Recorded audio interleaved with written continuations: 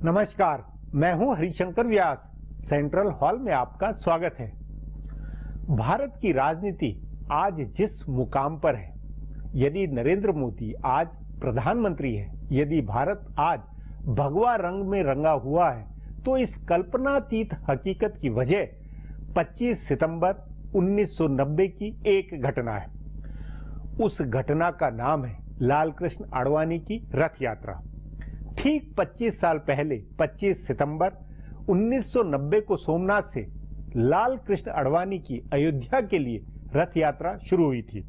उससे पहले भाजपा ने हिमाचल प्रदेश में पालमपुर की बैठक में अयोध्या मंदिर का प्रस्ताव बनाया था। आडवाणी उसके प्रस्तावक थे, वे ही रथ यात्री बने। आडवाणी आज कहाँ है और क्या है, यह इस चर्चा में प्रासंगिक नहीं है। बावजूद इसके सोमनाथ का वह दिन, रथ यात्रा का वह वक्त याद दिलाता है कि राष्ट्र राज्य के चेतन अचेतन में धर्म, इतिहास अनिवार्यतः होता है।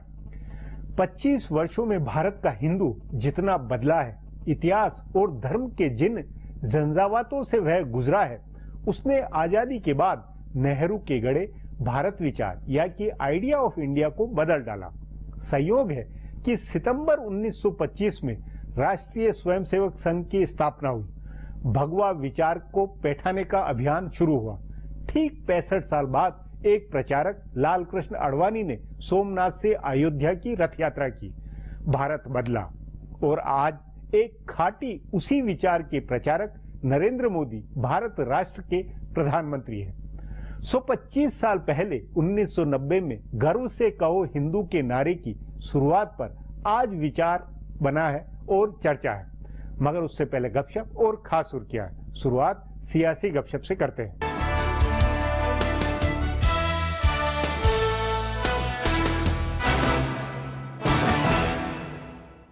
भारतीय जनता पार्टी प्रधानमंत्री नरेंद्र मोदी की अमेरिका यात्रा का बिहार में प्रचार करेगी। प्रधानमंत्री ने भी इसका ध्यान रखकर ही अमेरिका में भाषण दिया। उन्होंने सैन जोस के सेप सेंटर में 18,500 प्रवासी भारतीयों के बीच भ्रष्टाचार का मुद्दा उठाया और परोक्ष रूप से कांग्रेस को निशाना बनाया। साथ ही अपनी सरकार की उपलब्धियां बताई। इस पर अमेरिकी लोगों ने खूब तालियां बजाई। भाजपा के जानकार सूत्रों का कहना है कि मोदी का ये भाषण बिहार में प्रचार के दौरान इस्तेमाल किया जाएगा। पिछले साल प्रधानमंत्री अमेरिका गए थे तो उन्होंने न्यूयॉर्क के मेडिसन स्क्वायर गार्डन में ऐसा ही भाषण दिया था। भाजपा ने उस भाषण का इस्तेमाल महाराष्ट्र के चुनाव प्रचार में किया था। इस बार प्रधानमंत्री फेसबुक के मुख्यालय में मार्क जकरबर्ग से बात करते हुए भावुक हुए और अपने परिवार की गरीबी का जिक्र किया। उन्होंने कहा कि उनकी मां दूसरों के घरों में काम करती थी और बर्तन मांजती थी। अपने परिवार की गरीबी का ये जिक्र बिहार में भाजपा के बहुत काम आ सकता है। भाजपा के एक नेता का कहना है कि इस बात पर कांग्रेस इसी वजह से परेशान हुई कि इससे बिहार में लालू नीतीश का गरीबों को एकजुट करने का दाव फेल हो जाएगा। सोशल मीडिया में भाजपा समर्थकों ने मां के बहाने मोदी के पिछड़ा और गरीब होने का जबरदस्त प्रचार शुरू कर दिया है। जब मोदी प्रचार के लिए जाएंगे तो उसमें भी इसका जिक्र होगा।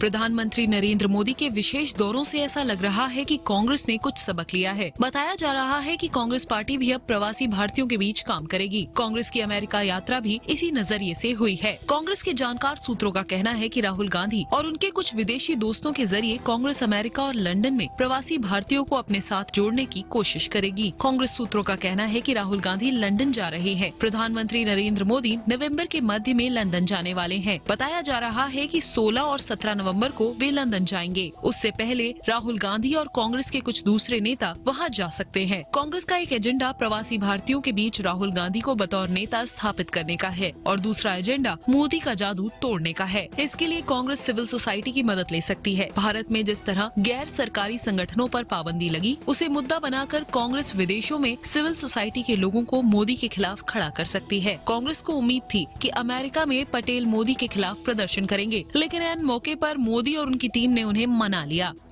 अब सिविल सोसाइटी के जरिए मोदी विरोधी प्रदर्शन कराने की योजना है। कांग्रेस मोदी के कथित कॉर्पोरेट एजेंडों का विरोध विदेशों में कराने की सोच रही है।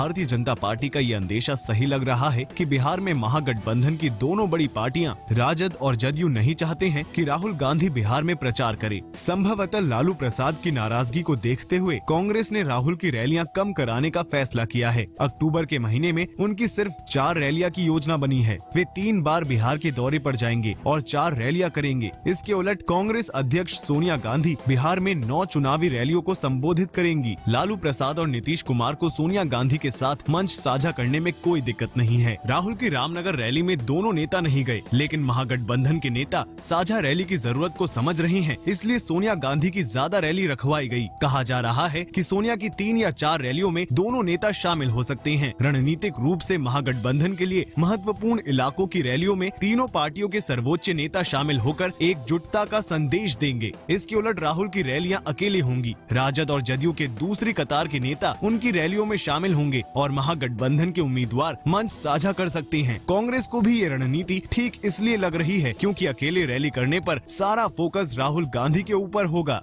अब आज की सुर्खियां ये लीक से कुछ हटकर है और इनसे देश की दशा दिशा को बूझ सकेंगे।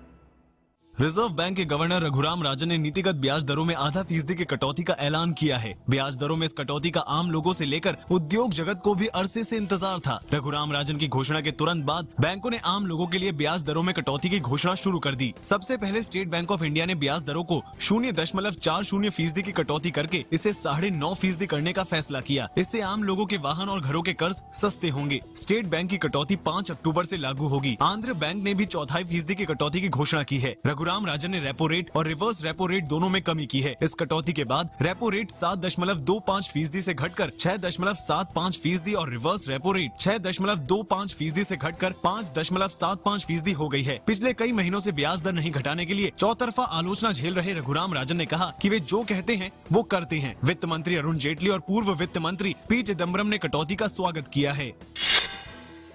अमेरिकी राष्ट्रपति बराक ओबामा ने इस बात से सहमति जताई है कि कश्मीर का मसला भारत और पाकिस्तान का 2-पक्षीय मुद्दा है और इन दोनों देशों को ही इसे मिलकर सुलझाना है। विदेश मंत्रालय के प्रवक्ता विकास स्वरूप ने बताया कि न्यूयॉर्क में प्रधानमंत्री नरेंद्र मोदी के साथ 2-पक्षीय वार्ता के दौरान पाकिस्तान और कश्मीर का मसला उठा और उसी दौरान ओबामा ने इस पर सहमति जताई कि कश्मीर का मसला 2-पक्षीय मामला है और दोनों देश मिलकर इसे सुलझाएंगे तो लोगों को खुशी होगी। स्वरूप ने फ्रांस के राष्ट्रपति फ्रांसवा ओलोंद और ब्रिटेन के प्रधानमंत्री डेविड कैमरन से हुई मुलाकात का ब्यौरा भी दिया। उन्होंने बताया कि न्यूयॉर्क में हुई 3 मुलाकातों में आतंकवाद का मसला भी उठा और इस संदर्भ में पाकिस्तान की भी चर्चा हुई। उन्होंने बताया कि बातचीत में आमतौर पर विचार ये था कि आतंकवाद से लड़ना है तो सभी देशों को एक साथ आना होगा। संयुक्त राष्ट्र संघ के 70वें अधिवेशन के मौके पर महासचिव बान की मून की ओर से आयोजित भोज में प्रधानमंत्री नरेंद्र मोदी को हाई टेबल पर जगह दी गई। अमेरिकी राष्ट्रपति बराक ओबामा और रूस के राष्ट्रपति व्लादिमीर पुतिन के साथ मोदी को सबसे विशिष्ट टेबल पर बैठाया गया। इसी टेबल पर बान की मून भी बैठे थे। टॉप टेबल सिटिंग चार्ट के मुताबिक प्रधानमंत्री मोदी इस टेबल पर ऑस्ट्रिया के राष्ट्रपति हेंज फिशर और नाइजीरिया के राष्ट्रपति मोहम्मद बुहारी के बीच बैठे थे। भाजपा की सहयोगी शिवसेना ने कांग्रेस के 4 बड़े नेताओं की तारीफ की है। विदेशी निवेश आकर्षित करने के प्रधानमंत्री नरेंद्र मोदी के प्रयासों को ज्यादा तवज्जो नहीं देते हुए शिवसेना ने कहा है कि भारत की अर्थव्यवस्था को दिशा देने में पीवी नरसिंह राव और मनमोहन सिंह के योगदान को नहीं भुलाया जा सकता है। शिवसेना के मुखपत्र सामना में लिखा गया है कि इन नेताओं ने देश की अर्थव्यवस्था को उस समय दिशा दी थी जब इसकी दशा बहुत खराब थी। शिवसेना के मुखपत्र में ये भी कहा गया है कि इंदिरा गांधी के जमाने में कृषि और दूरसंचार के विकास की नींव रखी गई थी, जिसे उनके बेटे राजीव गांधी ने आगे बढ़ाया। इसमें कंप्यूटर युग लाने के लिए राजीव गांधी की तारीफ की गई। शिवसेना की ये तारीफ इसलिए अहम है क्योंकि भाजपा और प्रधानमंत्री नरेंद्र मोदी लगातार कहते रहे हैं कि पिछले 60 साल में कोई काम नहीं हुआ है। शिवसेना ने एक तरह से प्रधानमंत्री मोदी पर तंज करते हुए ये भी लिखा कि इंदिरा और राजीव गांधी बिना फेसबुक ट्विटर के भी लोकप्रिय थे। फिलहाल अब एक ब्रेक है, फिर खुलासा होगा।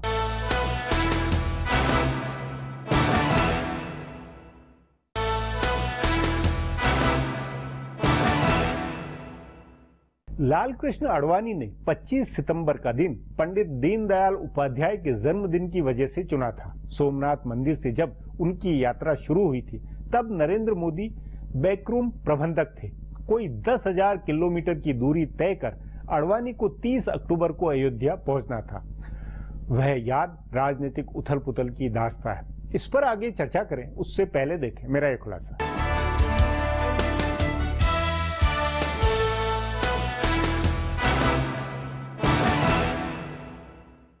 लाल कृष्ण आडवाणी की सोमनाथ से अयोध्या यात्रा एक बार फिर चर्चा में है। इसके कई कारण हैं। पहला कारण इस रथ यात्रा के 25 साल पूरे होने का मौका है। दूसरा कारण बिहार का चुनाव है। लालू प्रसाद अपनी सभाओं में याद दिला रहे हैं कि आडवाणी का रथ उन्होंने रोका था। लालू का दावा है कि जब कोई रास्ता देश में नहीं सूझ रहा था तब उन्होंने हिम्मत दिखाई थी और बिहार के समस्तीपुर में आडवाणी का रथ रोक दिया था। सारथी रहे आडवाणी और रथ को रोकने की घटना दोनों अब बेमानी हो गए हैं। भाजपा खुद भी उसे याद नहीं करना चाहती है, लेकिन इस ऐतिहासिक मुकाम पर 25 साल पुरानी उस घटना के असर भारतीय राजनीति और खासकर हिंदू मानस में आए बदलाव का आकलन जरूरी है। आडवाणी 25 सितंबर 1990 को रथ लेकर निकले थे। उससे ठीक एक महीने पहले अगस्त में प्रधानमंत्री वीपी सिंह ने मंडल आयोग की रिपोर्ट लागू की थी और अन्य पिछड़ी जातियों को 27% आरक्षण देने का फैसला किया था। लालू प्रसाद और दूसरे मंडल समर्थक कई नेता मानते हैं कि आडवाणी ने मंडल को फेल करने के लिए कमंडल की राजनीति की, यानी रथ यात्रा निकाली। हो सकता है यह तात्कालिक कारण रहा हो, लेकिन हिंदू मानस को किसी न किसी रूप में एकजुट करने का भाजपा और लाल कृष्ण आडवाणी का प्रयास पुराना था। वो 1989 के लोकसभा चुनाव से पहले इसका प्रयोग कर चुके थे। अयोध्या में राम मंदिर निर्माण का संकल्प हो चुका था और घर घर जाकर मंदिर के लिए ईंट जुटाने का काम चल रहा था। इसका नतीजा था कि भाजपा 2 सीटों से 81 सीटों पर पहुंची थी। उस समय तक मंडल की आहट भी नहीं थी। आडवाणी जानते थे कि मंदिर आंदोलन से ही भाजपा का विस्तार संभव है। तभी यह कहा जा सकता है कि मंडल नहीं भी आता तो कमंडल की राजनीति होनी थी। आज वह राजनीति अपने चरम पर है। नरेंद्र मोदी उस राजनीति के उत्पाद हैं। संघ के सबसे यशस्वी स्वयंसेवक और हिंदू हृदय सम्राट के रूप में आडवाणी ने जो जगह हिंदुओं के दिलो दिमाग में बनाई थी, उस जगह पर अब मोदी की तस्वीर आ गई है। इसका कारण ये है कि पिछले 25 सालों में हिंदू मानस जितना बदला है उतना आडवाणी अपने को नहीं बदल पाए। उनको अयोध्या से आगे का सफर करना था। वह सफर अब नरेंद्र मोदी कर रहे हैं। यह मानने में कोई हिचक नहीं होनी चाहिए कि दुनिया की घटनाओं और हालात ने हिंदू मानस को भी कुछ हद तक बदला है। शांति और सहिष्णुता के मंत्र कई मायने में बदले हैं। अपनी सीमाओं में रहकर ही हिंदू सर्वोच्चता का भाव उसके मन में आया है। दुनिया में कट्टरपंथी घटनाओं के बढ़ने और आधुनिक तकनीक के जरिए दुनिया के एक गांव में बदलने की परिघटना ने हिंदू जनमानस को उद्वेलित किया है। नरेंद्र मोदी इसके प्रतीक पुरुष बन सकते हैं। हालांकि इस आधार पर ये नहीं कहा जा सकता है कि हिंदू कट्टरपंथी हो गया है, लेकिन ये सही है कि उसके धार्मिक होते जाने का रुझान बढ़ा है। केंद्र की नरेंद्र मोदी सरकार किसी न किसी रूप में इसे बढ़ावा दे रही है। मैकियावेली का सूत्र वाक्य था कि धार्मिक जनता पर शासन करना आसान होता है। सो अयोध्या से आगे की यात्रा देश की बहुसंख्यक आबादी के भीतर धार्मिकता बढ़ाने की हो सकती है। अब एक ब्रेक है, उसके बाद भारत के भगवाई होने की समकालीन दास्ता पर चर्चा करेंगे।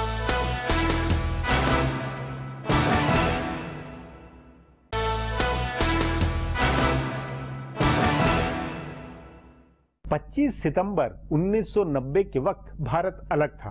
तब किसी ने सपने में भी नहीं सोचा था कि कभी भाजपा सत्ता में आएगी, उसका अपना बहुमत होगा, संघ का एक प्रचारक प्रधानमंत्री बनेगा।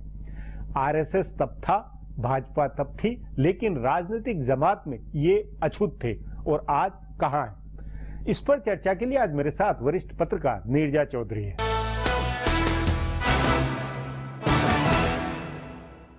नीरजा जी, 25 सितंबर 1990 को सोमनाथ से जब लाल कृष्ण आडवाणी ने रथ यात्रा शुरू की थी, आप और हम लोग उस समय राजनीतिक रिपोर्टिंग करते थे। उसके बाद 25 साल में जो कुछ घटा है वो सब कुछ ये नहीं लगता कि बिल्कुल उस वक्त कल्पनातीत बातें थी। भाजपा, संघ, भगवा सब एक अछूत उस स्थिति में थी और आज कहां क्या है। इस 25 साल का लब्बो-लुआब किस तरह आप देखती है? देखिए, उस समय के जो 3 फोर्सेस 90 के थे, मंडल, कमंडल और मार्केट, जो नई चीजें हुई जिससे राजनीति भी बदल गई और इकोनॉमिक व्यवस्था भी बदल गई और फिर वो वापस नहीं गई है। मंडल जो दौर चला वो ऐसा नहीं कि खत्म हो गया, सब पार्टीज ने एक्सेप्ट कर लिया।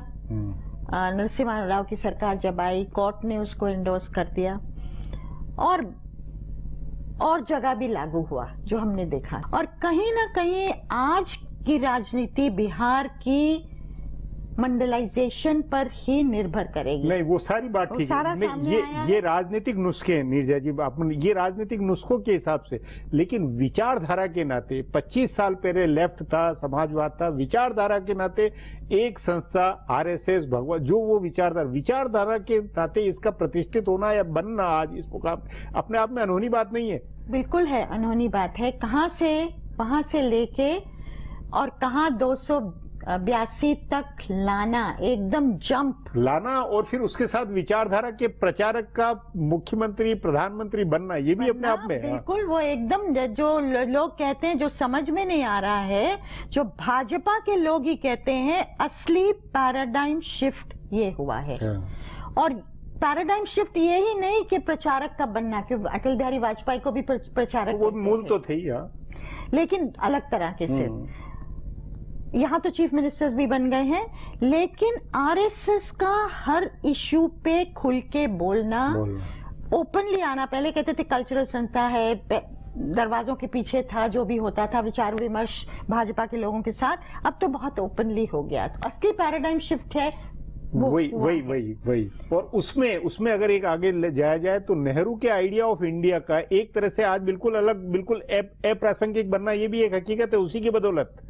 उस तरफ ले जा रहे हैं। नेहरू का एक प्रतीक है जिसके ऊपर आज अटैक हो रहा है, चाहे नेहरू मेमोरियल पे दीनदयाल उपाध्याय की वो करना, या फिर जहां जब प्रधानमंत्री बोलते हैं कि अब इतने लोगों के जन्मदिन आने वाले हैं, सारे गिना दिए, गांधी का आने वाला, जेपी का 11 अक्टूबर को, सरदार पटेल का 31 को, दीनदयाल उपाध्याय का पहले, नेहरू तक नहीं गए। नेहरू खासकर छोड़ दिए। वो एक पूरा वो एक वैचारिक टर्निंग पॉइंट था वो। तो नेहरूवियन आइडियोलॉजी जो डोमिनेट करती रही है, उससे अलग हटके और आज हर जगह, हर प्रदेश में, हर मतलब बिहार जैसे बिहार में भी बिल्कुल उसको बैठाने की कोशिश है। बिल्कुल एकदम जबरदस्त कोशिश है। इसकी वजह में फिर मैं एक अगला आगे के सवाल में कि क्या ये नहीं लगता है कि कोई भी राष्ट्र राज्य जो नेशन है उसमें धर्म और इतिहास अपना एक रिलेवेंट कहीं न कहीं पा लेता है और वो फिर राजनीति को प्रभावित करता है?